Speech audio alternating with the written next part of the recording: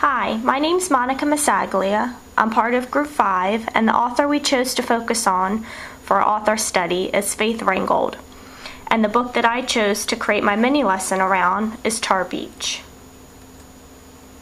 Here's a little background about the author. The author we chose to focus on for our unit study is Faith Ringgold. Ringgold is an author, artist, painter, and speaker. She is well known for her story quilts and her storybooks. She began her career as a teacher in New York City, and then after receiving her master's degree, became a professor. Since then, she has written many books and created numerous story quilts.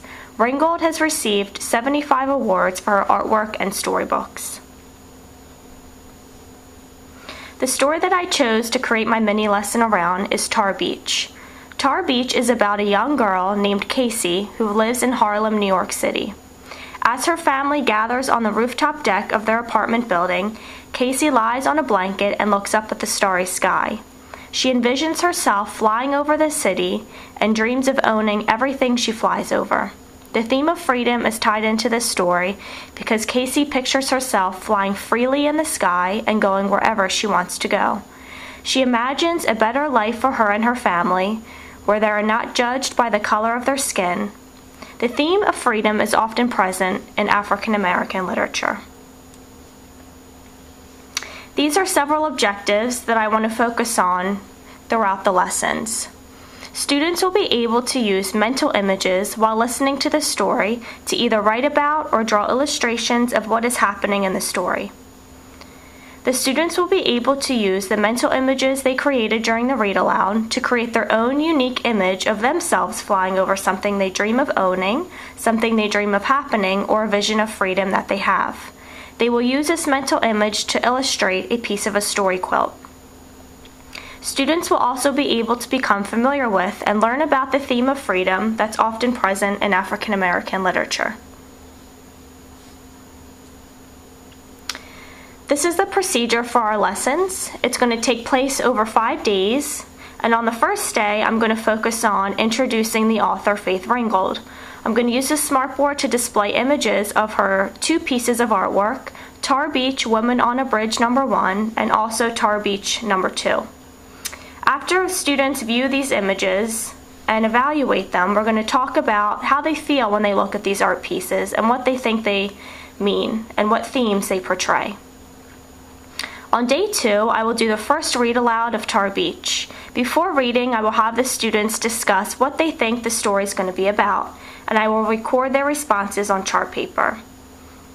As I read the story, I'm going to ask students to close their eyes and listen to the story and create mental images in their head of what they think is happening in the story. The students will be encouraged to create mental images of the story as I read, and after we will discuss their images and talk about what they thought about when they were listening to the story. On day 3, I will read the story again. This time as I read the story, the students will draw illustrations of their mental images created when listening to it. I will encourage students to think about how Casey envisions herself flying in the sky and what this has to do with the theme of freedom. On the 4th day, the students will share their illustrations with their peers in a large group discussion. We will discuss the theme of freedom and how Casey depicts freedom in the story by flying in the sky with no reservations. On the 5th day, we will extend this lesson of creating mental images by creating the story quilt pieces. Each student will create a piece of a story quilt by illustrating a dream they have or a vision of freedom they have, just like Casey did in the story. Before the students do this, I will model a quilt piece by illustrating a dream that I have, which is flying over the homes of my students and seeing them spending quality time with their parents and family. So what will students do to show that they've achieved the objectives? The first thing students will do to practice their learning is to create a piece of a story quilt by using the mental images of a dream they have, similar to how Casey dreams in the story. Their progression and finished product will allow me to see which students have achieved the objectives. Discussions about the theme of freedom and dreaming present in the book will also allow me to see which students comprehend the theme and the plot of the story.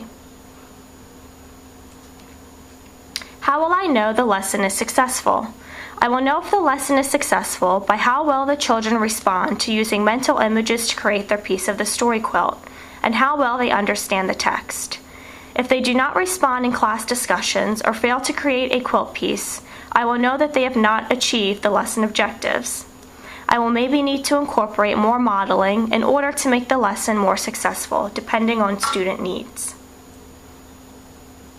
The resource I use to create my lessons is the text Reading with Meaning, Teaching Comprehension in the Primary Grades. This was one text we use in content literacy and also our first course, Teaching Reading and Writing Across the Grades.